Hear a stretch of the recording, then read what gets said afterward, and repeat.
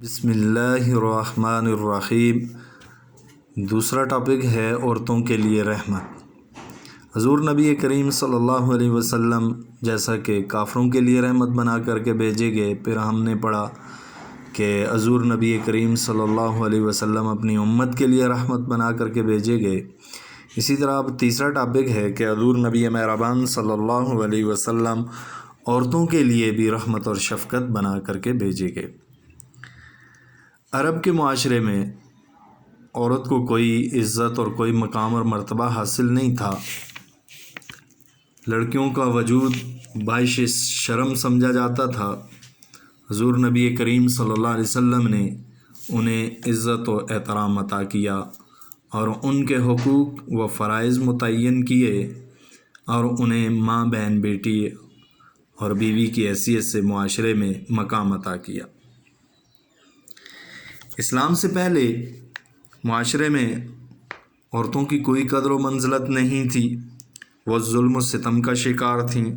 ان سے جانوروں سے بھی بدتر سلوک کیا جاتا تھا۔ ایک مرد جتنی عورتوں سے چاہتا شادی کر لیتا۔ عرب کے لوگ ننگ و ہار یا بھوک اور افلاس کی وجہ سے اپنی اولاد کو قتل اور لڑکیوں کو زندہ درگور کر دیا کرتے تھے۔ یہ انتہائی ظلم و بربریت کا مظاہرہ تھا۔ حضرت عمر فاروق رضی اللہ تعالیٰ عنہ فرماتے تھے کہ مکہ میں ہم لوگ عورتوں کو بالکل ناقابل توجہ سمجھتے تھے، البتہ مدینہ میں نسبتاً عورتوں کی قدر تھی، لیکن نہ اس قدر جس کی وہ مستحق تھیں۔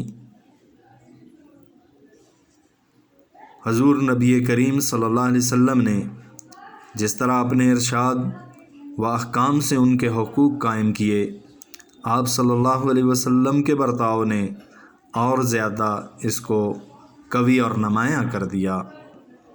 رسول اللہ صلی اللہ علیہ وسلم نے حکم خداوندی کے تحت عورت کو عزت و احترام کا وہ مقام بخشا جس کی مثال کسی مذہب و ملت میں نہیں ملتی۔ حضور نبی مہربان صلی اللہ علیہ وسلم نے عورت کے حقوق و فرائض کا تعین فرمایا اور اسے ماں، بہن، بیٹی اور بیوی تینوں حیثیتوں سے عزت عطا کی۔ ماں کا حق کیا ہے؟ حضور نبی مہربان صلی اللہ علیہ وسلم نے فرمایا، الجنۃ تحت اقدام الامہات۔ نبی مہربان صلی اللہ علیہ وسلم نے فرمایا، جنت ماؤں کے قدموں کے نیچے ہے۔ اور ایک شخص نے حضور نبی کریم صلی اللہ علیہ وسلم سے پوچھا کہ میرے حسن سلوک کا سب سے زیادہ مستحق کون ہے؟ تو آپ صلی اللہ علیہ وسلم نے 3 مرتبہ فرمایا تمہاری ماں، چوتھی بار فرمایا تمہارا باپ۔ یہ تو ماں کا حق اللہ کے نبی صلی اللہ علیہ وسلم کی 2 حدیث ہم نے بیان کی کہ ماں کا حق ہم پر کیا ہے، اور اس کے بعد بیٹی کا حق اللہ کے نبی صلی اللہ علیہ وسلم نے بیان کیا کہ حضور نبی کریم صلی اللہ علیہ وسلم نے بیٹی کو رحمت خداوندی قرار دیا ہے۔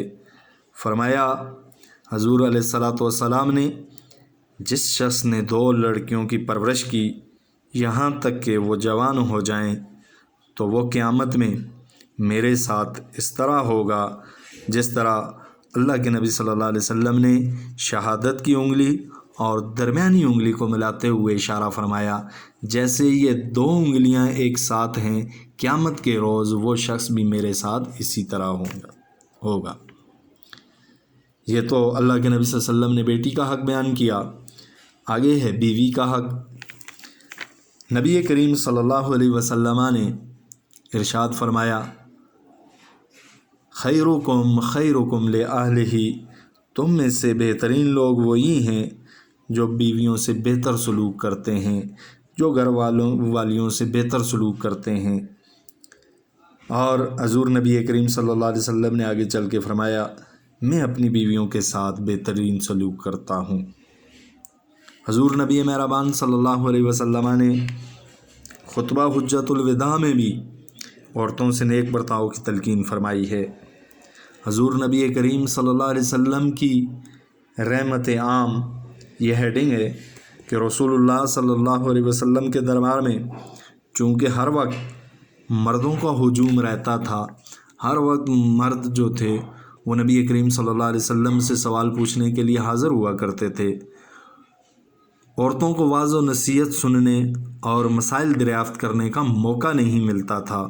عورتوں نے آ کر کے رسول اللہ صلی اللہ علیہ وسلم سے درخواست کی کہ ہمارے لیے ایک دن خاص مقرر کر دیا جائے۔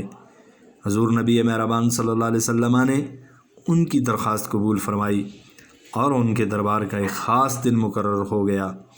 ایک مرتبہ حضور نبی مہربان صلی اللہ علیہ وسلم کی رضائی بہن حضرت حلیمہ سعدیہ کی بیٹی حضرت شیمہ حضور نبی کریم صلی اللہ علیہ وسلم سے ملنے کے لیے آئیں تو آپ صلی اللہ علیہ وسلم نے ان کا احترام کیا کہ ان کے لیے اپنی چادر بچھا دی، اور جب وہ واپس جانے لگی تو ان کو بہت سے تحفے و تحائف دیے۔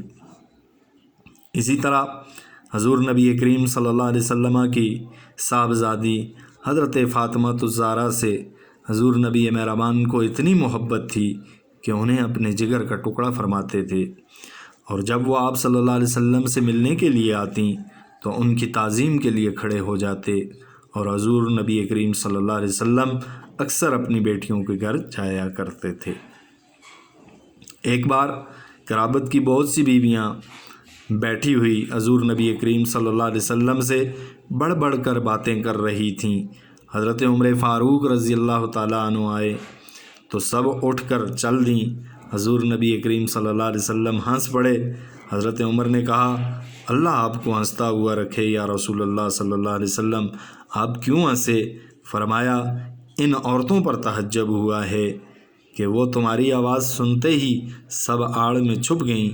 حضرت عمر رضی اللہ تعالیٰ نے ان کی طرف مخاطب ہو کر کہا کہ ہے اپنی جان کی دشمنوں، مجھ سے ڈرتی ہو اور حضور نبی کریم صلی اللہ علیہ وسلم سے نہیں ڈرتی۔